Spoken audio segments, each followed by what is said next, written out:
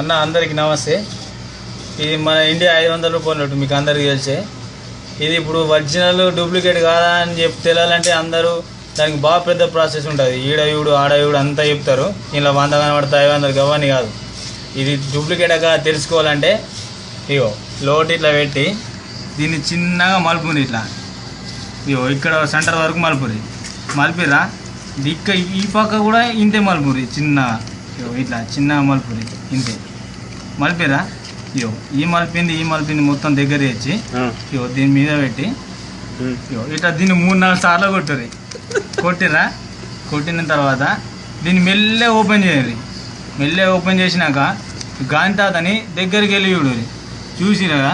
ఒకవేళ గాని తాత కళ్ళద్దాలకి ఇట్లా వలిగినాయనుకో ఇది డూప్లికేట్ నోటు. అలా కళ్ళద్దాలు వలగలేవనుకో ఇది ఒరిజినల్ నోటు.